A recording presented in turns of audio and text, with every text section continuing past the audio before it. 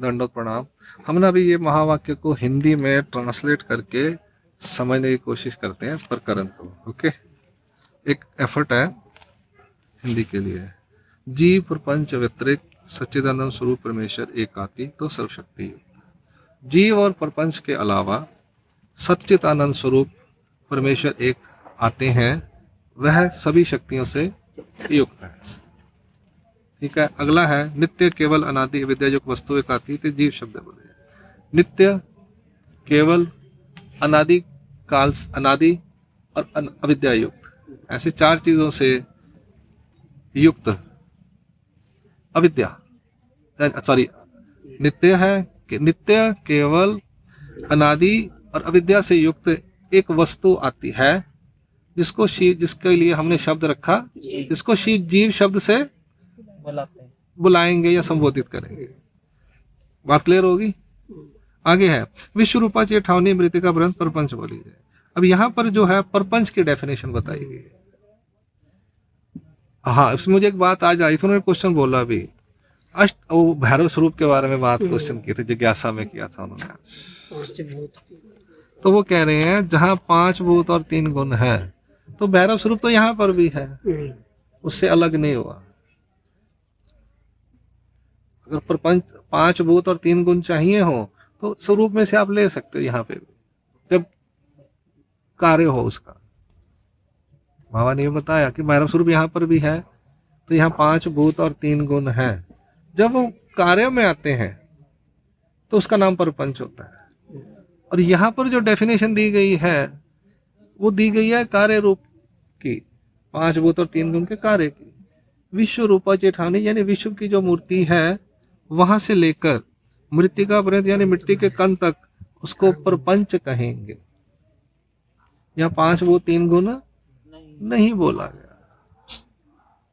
ये थोड़ा सा दिखाई देने वाली बात की, व्यक्त की बात कर दी उन्होंने बीच में। आगे अब कहते हैं व्यतिरिक्त मणिजय वेगला। व्यतिरिक्त मतलब अलग, व्यतिरिक्त मतलब अलग। किससे अलग? जीव और प्रपंच से अलग। आगे कहते हैं सच्चिदानंद स्वरूप की डेफिनेशन। सत शब्द ब्रह्म बोल लीजिए, सत शब्द से ब्रह्म को संबोधित किया गया। चित शब्द माया बोल लीजिए, चित शब्द से माया को संबोधित किया गया। अनंत शब्द ईश्वर बोले यानी आनंद शब्द से ईश्वर को संबोधित किया गया। ब्रह्म माया ईश्वर ऐसा त्रिंश परमेश्वर एक आते हैं, एक हैं। कैसे परमेश्वर है? ब्रह्म माया ईश्वर ऐसे, ऐसा त्रिंश परमेश्वर एक है। अब उसके बाद आता है शक्ति शब्द सकला ही देवता। शक्ति शब्द में क्या क्या आएगा? शक्ति शब्द में सभी देवता, सभी गुण, सभी धर्म, ज्ञान और विज्ञान, यह सभी शक्ति शब्द से बुलाए जाएंगे, संबोधित किए जाएंगे। जब हम शक्ति बोलेंगे उसमें 5 चीजें आएंगी। जिन शक्तियों से युक्त परमेश्वर है उसमें 5 चीजें हैं और सबको शक्ति कहेंगे। हम ये नहीं कहेंगे परमेश्वर गुण युक्त, धर्म युक्त, देवता युक्त, ऐसा नहीं। सबकी कैटेगरी कर दी, कॉमन फैक्टर ले लिया उनका। ये परमेश्वर की ताकत है। बंदे के पास पैसा भी है, हथियार भी है, चलाने वाले बंदे भी हैं रशिया के पास, खाने पीने के लिए अन्न भी है, घर भी है, मकान भी है, टैंकर भी है, सब शक्तियां उसकी। हम ये थोड़ी उसके पास इतने टैंकर है, इतने आर्मी है, इतने अन्न है, इतनी बंदूकें हैं, इतने रॉकेट हैं, इतनी मिसाइल हैं। कहते हैं ये बहुत बड़ी रशिया की शक्ति बहुत बड़ी है, परमाणु शक्ति है, सब शक्ति में आ जाता है। ऐसे ईश्वर है, उसके पास सारी शक्तियां हैं, यानी उसके लिए उनका उपयोग करते हैं वो। हम शक्तियां क्या करेंगे? पड़ी पड़ी गल जाएगी क्या? यूटिलाइज करने के लिए है ना। तो यूटिलाइज करने के लिए क्या यूटिलाइज किया उन्होंने? सृष्टि की रचना की, फिर उसमें जीवर्जक देवता फलदाती होगी, कॉमन वो चल रहा है, उसमें ज्ञान देना, ज्ञान और विज्ञान दिखाना ईश्वर ने अपना। फिर गुण और धर्म से सृष्टि की रचना करवानी या अपनापन दिखाना सबके साथ। तो देवता को बोल के अपना सृष्टि की रचना करवाई, उन्हें काम सौंप दिए, मैनेजमेंट दे दी सारे ब्रह्मांड की, विश्व देवता को क्या करके ब्रह्मांड बना दिया। तो ये सारा जो कार्यक्रम है ब्रह्मांड का दिखाई देने वाला भी और ईश्वर का अपना भी, सब शक्तियों के माध्यम से होता है। महाराज बीड़ा चढ़ाने ऐसी, महाराज कृपा करो काम हो जाए मेरा, तो हमारे दया माया से कल ठीक है दे देते हैं, गुण हो गए। फिर धर्म है, धर्म जो है वो व्यक्त अव्यक्त की बात आगे आएगी, आत्मत्व नित्यत्व वो सब चीजें आ रहे हैं। फिर ज्ञान विज्ञान चमत्कार दिखाते ईश्वर, फिर ज्ञान दिन देने अपना, तो ये सब चीजें जो शक्तियां, इसके माध्यम से ईश्वर अपना सारा कार्यक्रम व्यवहार व्यापार करते हैं। आगे क्या है, हाँ वो आगे यहाँ पे पूरा युक्त म्हणजे एतत् सहित, यानी युक्त मतलब यह जो त्रैंश परमेश्वर है इन सबके सहित पावर्ड है। और निर्वचन में जो है वहां शक्तियां नहीं है, अकेला शक्ति रहित है। तो यहाँ पे बोला युक्त म्हणजे एतत् सहित, युक्त मतलब इन सबके सहित, किन किन के सहित, सारे देवताएं, गुण धर्म ज्ञान और विज्ञान इन सब के सहित है। त्रैंश स्वरूप में जो है उसमें सब कुछ सहित है। आगे क्या उन्होंने बताया, सौंदर्य लावण्य औदार्य सौभाग्य, इनकी डेफिनेशन बताइए। हिंदी में भी सौंदर्य ही बोलते हैं, लावण्य ही बोलते हैं, औदार्य ही बोलते हैं, सौभाग्य ही बोलते हैं। दया माया कृपा करना ये सब हिंदी में भी वैसे ही है। इवमादिक यानी इत्यादि इत्यादि सभी अनंत जो है, अनंत गुण बोले गए हैं। 8 मुख्य अनंत गुण है। फिर उसके बाद आ गया विभुत्व नित्यत्व व्यापकत्व सर्वात्मक सर्वातिशुद्ध साक्षात्व। विभुत्व जो है वो मालिका में आया, मैंने पढ़ा आज। तो ये उनके धर्म हैं, इत्यादि इत्यादि अनंत धर्म परमेश्वर के हैं। सिंपल है ये। अब इनकी और व्याख्या चाहिए, एक्सप्लेनेशन। फिर इनके जो अर्थ है, सौंदर्य का मतलब क्या है, लवण्य का मतलब क्या है, औदार्य का मतलब क्या है, सौभाग्य का मतलब क्या है, फिर उसके लिए आपको वचन अर्थ, वचन संबंध किताब है, हम उसको खोल लेते हैं। है अपने पास में वचन संबंध में है ना वाक्य, है देख जरा। अभी हो गया वचन और वचन अर्थ। अब जो तीसरा लेवल मेन है वो होती है स्थल पोथी। स्थल पोथी क्या चीज है? स्थल पोथी में, हाँ, स्थल पोथी में क्या होता है कि उस वचन के ऊपर, उस वचन के ऊपर उन्होंने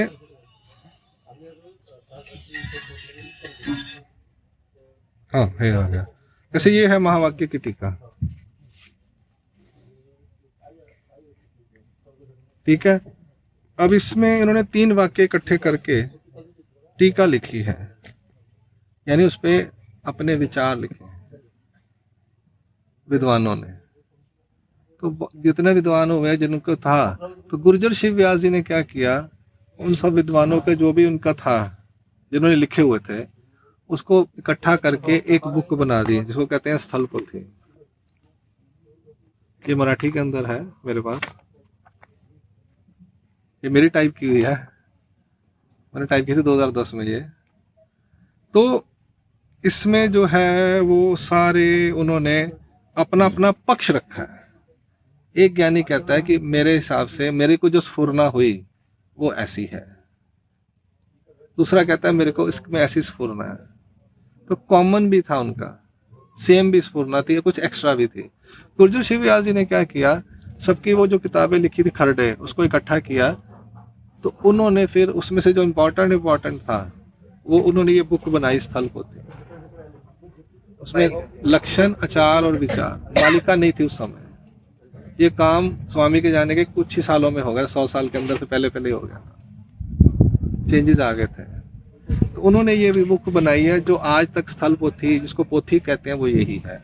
अब इन्होंने कल जो शुरू किया वो ये शुरू किया, इसमें बोलते हैं पक्ष। क्या बोलते हैं? यानी उस विद्वान ने अपना पक्ष रखा और गुर्जर शिव व्यासी को पक्ष मान्य था, इसलिए उन्होंने इसको फाइनल करके बता दिया, फाइनल करके उसकी एक बुक बना दी। और बाकी जो थे उन्होंने वो सब खरडे लिए और पानी में डाल दिया। आज के बाद जो भी पढ़ेगा यही पढ़ेगा, क्योंकि बहुत से विचार होने शुरू हो गए थे। एक कहता था ऐसा है, दूसरा विद्वान कहता था ऐसा है, तो वो कंफ्यूज हो गए सारे।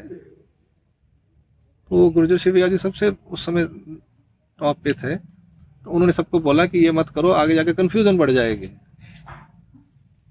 तो फिर उन्होंने ये सारा कंपोज करके, ये 1535 पक्ष हैं शायद मेरे ख्याल से, हाँ 1535 पक्ष हैं ये। पक्ष 1 लाइन का भी है, पक्ष 10 लाइन का भी है, पक्ष 20 लाइन का भी है, पक्ष 1 पेज का भी है, ऐसा कुछ नहीं है। और उसमें उन्होंने, इसको समझना बड़ा मुश्किल हो जाता है क्योंकि इसमें बहुत शॉर्ट में है। अब पहला पक्ष है इसमें, ज्ञान देवने उदरती काजे अज्ञान मूल संसार तो ज्ञाने निवर्तविति। अब इसको हिंदी में अगर देखेंगे तो क्या कहेगा, ज्ञान देकर उद्धार करते हैं क्योंकि अज्ञान मूल संसार वो ज्ञान से ही, ज्ञान के माध्यम से ही निवर्तविति यानी अज्ञानता से दूर होता है, अविद्या से दूर होता है। तेची ज्ञान गटपट पदार्थिकांचे नवे, वह ज्ञान गटपट पदार्थों का नहीं है। यानी जो ITI में पढ़ाया जाता है ना, या वो लेडीज जाती हैं कुकिंग सीखने, टेलरिंग सीखने, ब्यूटिशियन का कोर्स है, वो लड़के जाते हैं ITI खुले हुए हैं, इलेक्ट्रीशियन का कोर्स, प्लम्बर का कोर्स, आजकल और भी है वो मिट्टी का, वो सब आया। उसमें कल कितना ही बता रहे थे वो, गट पट के कितने अर्थ लगाए उन्होंने। गट मतलब ये, पट मतलब ये, घट मतलब ये, पट मतलब ये, अभी उन्होंने 10-15 अर्थ लगा दिए। वो व्युत्पत्ति के अर्थ हैं। यहाँ पे उन्होंने सिंपली बता दिया, वह ज्ञान नॉर्मल प्रपंच का जो है, जितने भी ये लोहार सुनार तंबार, पहले बर्तन बनाना, बिन, पट मतलब बुनती चीजों को, जैसे कपड़ा है ये बुना जाता है, वीविंग हो गई। गट मतलब हथौड़े मार के घड़ना, मूर्ति बनानी, घड़ना मड़ना जो है, वह ज्ञान ये गटपट पदार्थिकों का नहीं है। जो ईश्वर का ज्ञान है जिससे उद्धार होता है, वो ज्ञान कैसा है? कहते ये प्रपंच का ज्ञान नहीं है जो तुम करते सीखते हो। वो कैसा है? ब्रह्मांडी चा देवचा त्याची साध्य साधने। और क्या कह रहे हैं, ब्रह्मांड की जो देवताएं हैं उनके साध्य और साधन, अंतर्याग और बहिर्याग, वो भी ज्ञान मोचक नहीं है, उससे उद्धार नहीं होता। ब्रह्मांड की देवताएं यानी अन्य व्यावृत्ति, उनके साध्य और साधन यानी अंतर बाह्य यानी विद्या मार्ग और योग धर्म, उसका ज्ञान भी देने से उद्धार नहीं होता। ज्ञान देनी उद्धरती तो बता रहे हैं कि किस ज्ञान से उद्धरण होता है। कहते हैं ना ये प्रपंच के नॉलेज से, ना देवताओं के बहिर्याग अंतर्याग से, तरी परमेश्वराचे विशेष ज्ञान ते मोचक। तो कौन सा ज्ञान मोचक है? परमेश्वर का विशेष ज्ञान वह मोचक है। त्याचा असंभवी शब्द। अब कहते हैं विशेष ज्ञान तो मिलता नहीं, फिर क्या कहते, विशेष ज्ञान पाने के लिए डायरेक्ट, एक्चुअल में डायरेक्ट विशेष ज्ञान देंगे, विशेष ज्ञान के बाद ही मुक्ति होगी ना। तो कहते हैं विशेष ज्ञान डायरेक्टली नहीं दिया जा सकता, इसलिए पहले शब्द ज्ञान देते हैं। त्याचा असंभवी शब्द, डायरेक्ट विशेष ज्ञान नहीं दे सकते, इसलिए वो शब्द देते हैं। ठीक है, अब शब्द प्रत्यय आवे श्री मूर्तिवरी प्रतीति।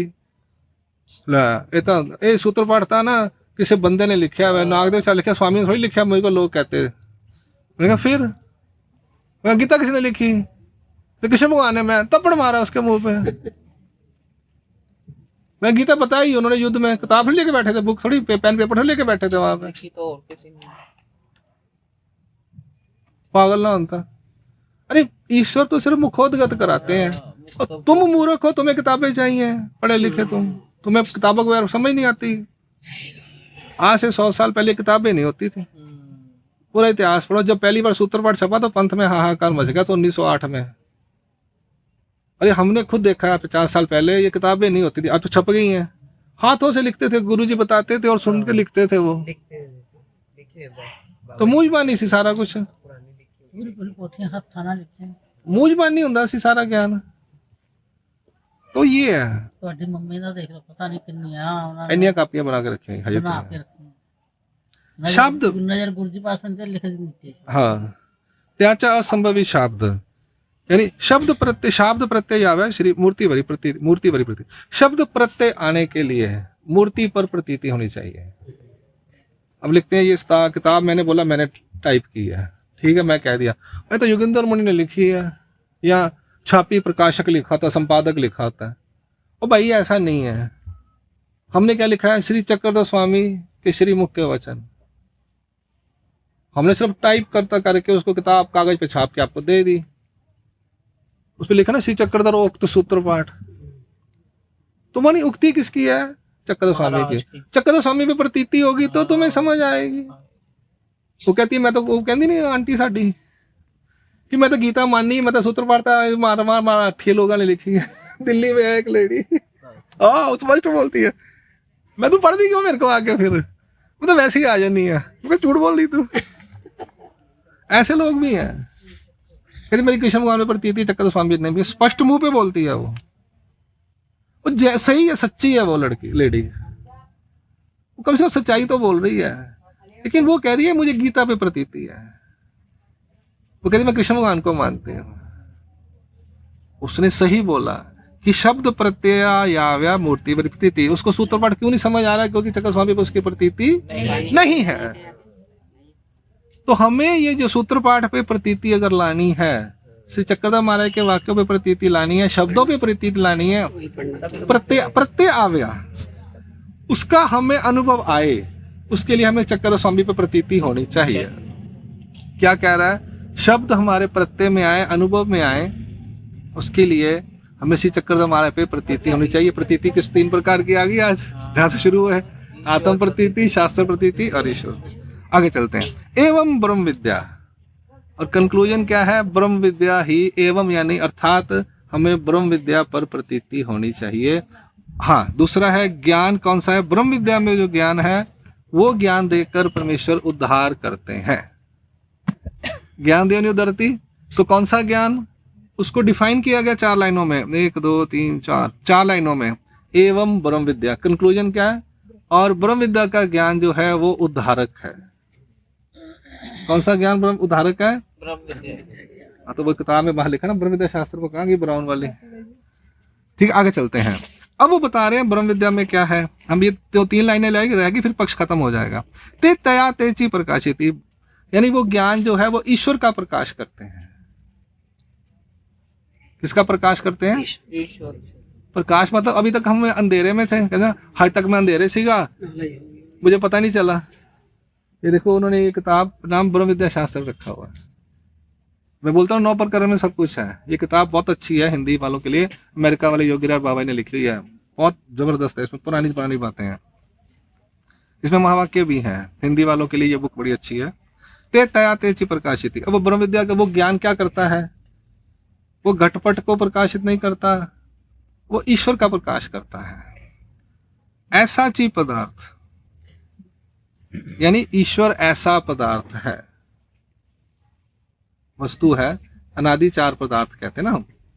तो ऐसा ची पदार्थ, यानी वो कहता है ब्रह्म शास्त्र ईश्वर ऐसे हैं। आगे तरी अव्यक्ता देवता ची जीवांचे ज्ञाने होता सी, वो कहते हैं आप तो कह रहे हो ईश्वर का प्रकाश, ज्ञान का ईश्वर का प्रकाश करते हैं, ईश्वर के बारे में बताते हैं, लेकिन उसमें तो देवताओं और जीवों के बारे में भी ज्ञान होता है।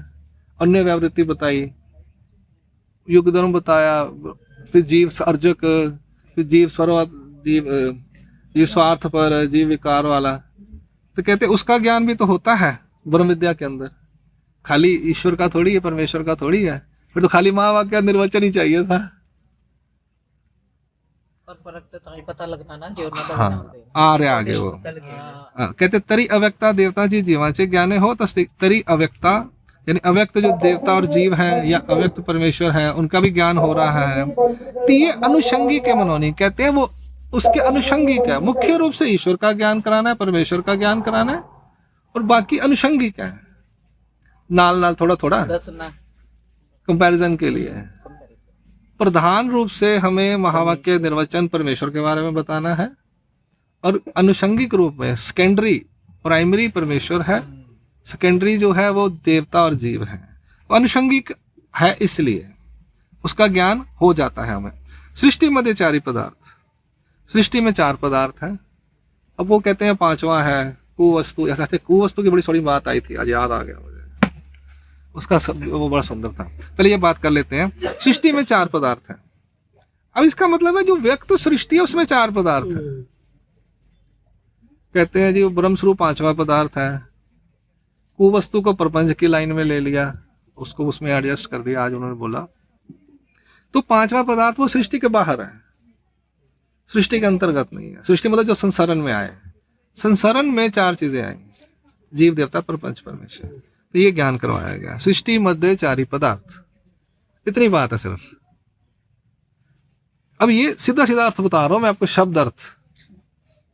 अब इसकी व्युत्पत्ति व्युत्पन्नता लगाएंगे या उधर से लेंगे इधर से लेंगे तो वो कल उन्होंने कितने अर्थ लगा दिए। देवता पुड़ा शक्तित्व व्यार्जिति, देवता आगे चलकर यानी शक्ति शब्द के अंतर्गत उसकी व्यावृत्ति कर दी जाएगी।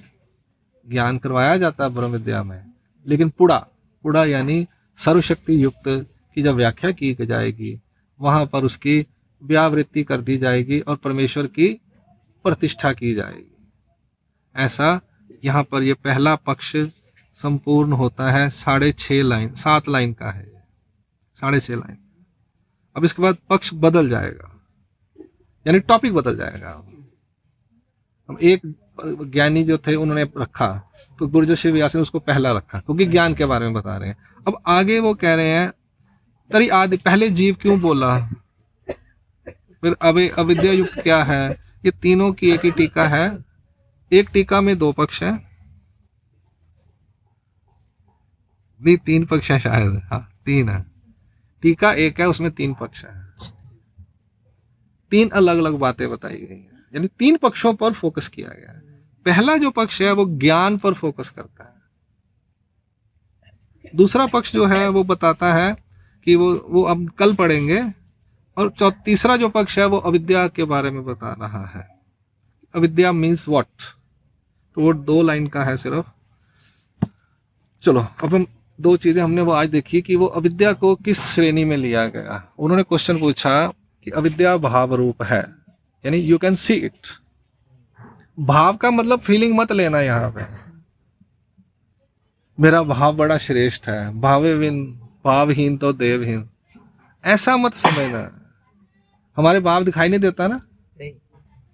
तो वो भाव शब्द से हम लोग क्या समझते हैं कि ऐसा भाव जो दिखाई नहीं देता, भाव रूप वस्तु है मतलब दिखाई नहीं देती। अब इसका दूसरा पक्ष लेते हैं, कहते मंडी का भाव की है, कनक का की पा है ना, इंदौर की मंडी के भाव, आज के भाव,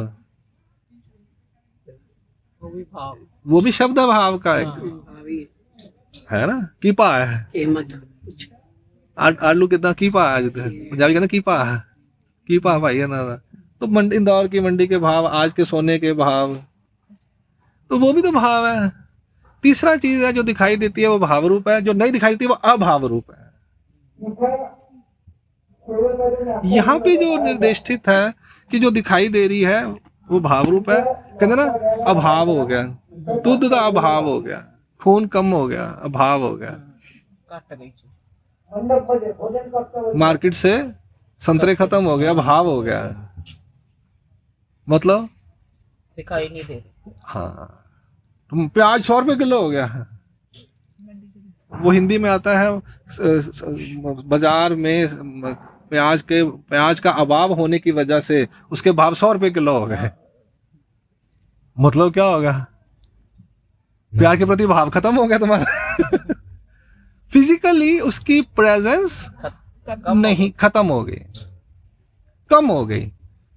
और जब फिजिकली उसकी प्रेजेंस होगी तो उसको कहेंगे भाव है। तो यहाँ पे जो कुवस्तु है, अविद्या है, वो एक दिखाई देने वाली वस्तु है। आज उसमें भी क्लियर कर दिया बाबा जी ने सुबह के सेशन में कि वो दिखाई देने वाली चीज है एक। वो कहता है उसका करते क्या है, परमेश्वर अलग करके अपने पास जेब में रख लेते हैं क्या। बाबा जी ने क्या बोला कि वो प्रपंच की पांति में लिया गया है, प्रपंच के साथ उसका सिमिलैरिटी मानी गई है, उसका नाश हो जाता है। महाराज अविद्या अलग करते हैं, छेद करते हैं, तो करते हैं क्या, उसको जमा करते हैं, जमा करके जमा नहीं करते, उसको नाश कर देते हैं, खत्म ही कर देते हैं, यानी भाव का अभाव कर देते हैं, नाशवान। उन्होंने स्पष्ट बोला प्रपंच की पांति में उसको भी नाश हो जाता है। यानी जो हमारे अंदर चीज है that is visible exactly but we cannot see it.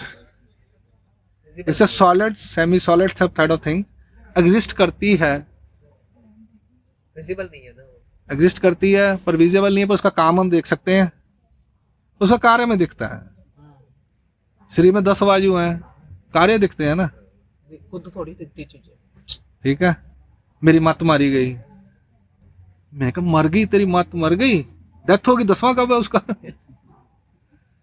तेरी मती मारी गई, मैंने कहा ये तुम मती को मार दिया, हिंसा हो गई, तो मती दिखाई देती क्या तुम्हारी? कार्य है ना दिमाग में। तो ये चीजें भाव रूप और भाव का मतलब अपना भाव मत समझना, फिजिकल एग्जिस्ट करती है या एग्जिस्ट नहीं करती। मैंने इतने एग्जांपल समझा दिए, इससे समझ आ जाना चाहिए। सो कुवस्तु है एक वस्तु, कुवस्तु की डेफिनेशन भी आ गई। कुवस्तु है, भाव रूप है, और परमेश्वर उसके अलग करके उसका नाश हो जाता है। नित्य नहीं है, वचन है, अनित्य, एको नित्य वर्गु एको अनित्य वर्गी जीव देवता नहीं, नित्य वर्गी जीव देवता परमेश्वर, अनित्य वर्गी अनादि अविद्या कर्म ले पूरे। प्रूफ हो गया, ये श्रीमुख से प्रूफ हो गया। अनित्य वर्गी, अनादि विद्या और कर्म लेप। तो ये जो चीजें हैं ये अनित्य कैटेगरी में है। नित्य, नित्य मतलब जो रह सकती है, अनित्य वो डेफिनेशन आई हुई है सारी इनके अंदर। कालांतरे उपाय ना नाशे, नित्य जो नाश हो जाता है उसको नित्य बोलते हैं। तो वो जो अविद्या है वो क्या है, क्या है? नाशीवंत है। हम इसका लास्ट पक्ष पढ़ ही लेते हैं, छोड़ो एक लाइन का। तो अविद्या युक्त मंजे जैसे ही मसीह पानीय काल विले, अविद्या से युक्त। अब युक्त मतलब उसके सहित, डेफिनेशन पढ़ ली, युक्त मंजे ये तो सहित है ना। अविद्या अलग है, युक्त अलग है, दो चीजें हो गई। तो अविद्या युक्त शब्द का अर्थ क्या बताया गया? अविद्या युक्त मतलब जैसे शाही पानी में मिलाई गई है, पांडुरता ना भंगोनी तेची जाले, यानी उसकी पांडुरता जीव की नहीं भंगी। जैसे हम पानी के गिलास में एक ड्रॉप शाही का डाल दें तो हमें मालूम नहीं चलेगा, अगर 20 ड्रॉप डालेंगे तो उसका रंग बदल जाएगा। ठीक है। इस चीज को दिमाग में पिक्चराइजेशन करो। एक बॉटल 1 लीटर पानी, उसमें 1 बूंद इंक डाली तो दिखाई देगी, मालूम चलेगा। और उसमें मैंने 1 दवात डाल दी तो क्या होगा, वो दिखाई देगा। तो आपने क्या समझना है कि पांडुरता ना भंगोनी तेजी जाले, मतलब उसका जो जीव का जो स्फटिक आकार पांडुरता है वो भंगित नहीं हुई, लेकिन उसमें 1 बूंद हमने शाही की डाल दी। उदाहरण दिया गया है। अब कहते हैं अनादि का मतलब क्या है? अनादि मतलब बाद में डाली गई नहीं, अनादि अविद्या ना। अनादि मतलब जैसे साली संड बोड़ा तैची उत्पत्ति, जैसे चावल का छिलका, चावल पैदा होता है उसके साथ उसका आउटर शेल जो होता है, क्या कहते हैं धान धान धान धान धान, ठीक है। तो जो चावल का जब चावल पैदा होता है उसका छिलका भी आजू बाजू पैदा होता है, पंजाबी मुंजी कहते हैं। हाँ, तो वो कहते हैं फक भी कहते हैं। फक मतलब अलग होने के बाद फक कहते हैं, फिर चावल का दाना हो जाता है। तो साली या साली सड़वोडा, जैसे वो चावल के दाना और उसके बाहर का जो छिलका है ब्राउन वाला, दोनों इकट्ठे होते हैं, वैसे ही जब से जीव है तैसे ही अविद्या है उसके साथ लगी हुई है। ये हिंदी में मैंने पक्ष आपको बता दिया। दंडोत 2 पक्ष हो गए अभी, यानी दंडोत। कल तीसरा जो है वो करेंगे। दंडोत सर्वज्ञ श्री चक्रधर, ये हमारी स्थल पोथी देखो हम हिंदी में ट्राई कर रहे हैं। आसान है ना? बताओ भाई। बिल्कुल जी बिल्कुल। औखा तो है ही कुछ नहीं है।